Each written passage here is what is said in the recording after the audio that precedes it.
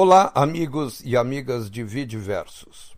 Continua a guerra do mal contra o bem, ou seja, do centrão fisiológico que só quer dinheiro público contra o governo de Jair Bolsonaro e os brasileiros em geral. O DEM intensificou neste sábado, 23 de março, a sua cruzada fisiológica contra o governo de Jair Bolsonaro. O DEM se candidata a ser líder do baixíssimo clero da Câmara dos Deputados, que resolveu ter o protagonismo total na área política. Protagonismo, às vezes disfarçado pelo discurso da governabilidade. Tem o nome verdadeiro de caça ao dinheiro público. O DEM resolveu emitir uma nota oficial em defesa do político menor fluminense, Rodrigo Maia. Do modo como a nota foi redigida, revela até quem a redigiu. O ghostwriter é o advogado gaúcho Adão Paiani. Diz a nota defendendo Rodrigo Maia sobre os supostos ataques virtuais a ele que o DEM atribui a Jair Bolsonaro e seus seguidores. É público o respeito de Rodrigo Maia aos poderes constituídos e à hierarquia característica cada um deles e a busca incessante pela harmonia e independência, preceitos constitucionais. Também é de conhecimento de todos seu empenho com o ajuste fiscal e com as reformas voltadas para o crescimento do país, sejam estas medidas populares ou não. A implementação de regras duras e necessárias que cortem privilégios dependem de posturas corajosas e de defesas enfáticas. O mundo real é assim. Fecha aspas. Esse introito da nota oficial é um trololó tradicional. Não diz absolutamente nada, mas faz de conta que está realizando verdadeiras revelações divinas. Então continua a nota e aí ela entra no que interessa a este meu comentário. Segue dizendo: o virtual aceita ataques que só geram ódio, não o desenvolvimento. Fecha aspas, por enquanto. E eu pergunto, mas que virtual é esse, cara pálida? A quem o DEM, Rodrigo Maia, Antônio Carlos Magalhães Neto e Adão Paiani estão se referindo? Políticos têm um hábito. Só recorrem ao eleitor, ao cidadão, ao povo brasileiro na hora da eleição. Depois de abertas as urnas e conhecidos os votos, os políticos agem exclusivamente por sua conta. Portam-se como donos dos mandatos e não entendem que estes mandatos são outorgas temporais que o povo entrega a eles. Então, chamam o povo de virtualidade. Eles continuam não entendendo nada. Nós estamos vivendo uma era diferente da nossa história. As pessoas estão se manifestando de maneira permanente pela internet, utilizando os mecanismos das redes sociais. E esta manifestação é retumbante. Mesmo que os políticos procurem ignorar a virtualidade, ou seja, o povo e suas reivindicações, eles não têm como fugir das manifestações da sociedade brasileira.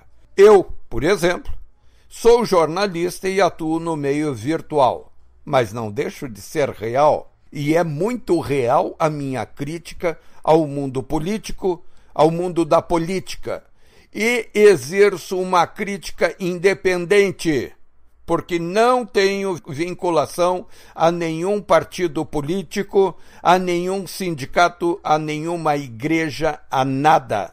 Então, fiz esta distinção porque é preciso acentuar que os políticos fisiológicos pretendem se insurgir contra a vontade popular, que eles querem confinar a um mundo virtual, que eles satanizam o tempo inteiro. mesmo que quase todos eles tenham usado intensamente destes meios virtuais na campanha eleitoral, principalmente exibindo-se em carreatas, em comícios, em lives, ao lado de Bolsonaro, para obter votos por osmose.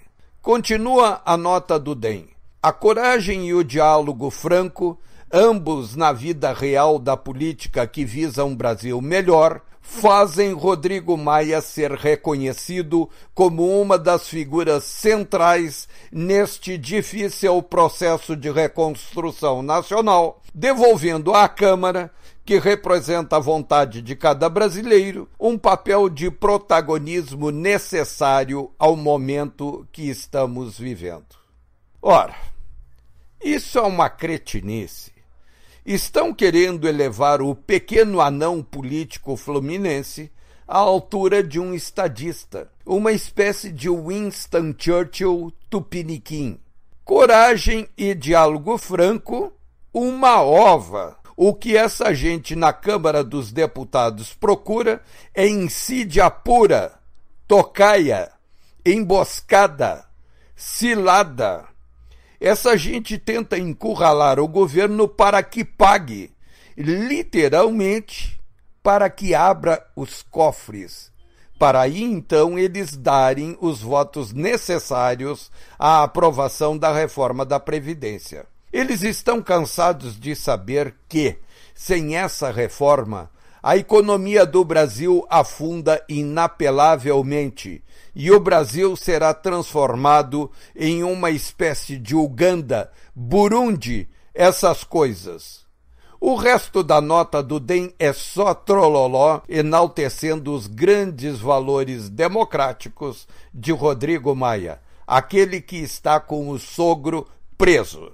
Mas os ataques diretos a Jair Bolsonaro foram desferidos. E o problema é que essa gente age sempre com mão de gato. Dá o bote e esconde a pata e as garras. Essa gente nunca revela explicitamente os seus verdadeiros interesses. E os verdadeiros interesses dessa gente se resumem a uma única coisa: grana, bufunfa, carvão, dinheiro. Bolsonaro, lá do Chile, onde passou 3 dias em contatos para refundar uma unidade sul-americana voltada para o progresso das nossas sociedades, com aquele seu modo muito direto de se expressar, apontou para o verdadeiro motivo: os centristas, essa horda que Rodrigo Maia pretende coordenar e levar para uma vitória das reformas da Previdência, quer, na verdade, cobrar preços muito altos. 1. Grana, muita grana.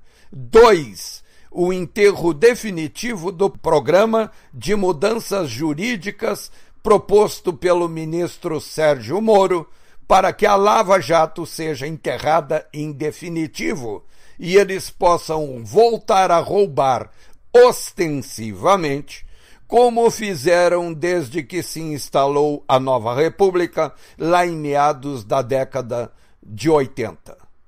Definitivamente, os políticos brasileiros continuam agindo como os aristocratas bourbons na França, às vésperas da Revolução Francesa e mesmo após a deflagração dela. Continuaram não entendendo nada e achando que seriam restaurados no poder pelo resto da Europa. E assim caminharam para a guilhotina, onde entregaram seus pescoços e suas cabeças. O povo brasileiro precisa voltar às ruas para restaurar normalidade à atuação da Suprema Corte e ao comportamento dos políticos. Até mais.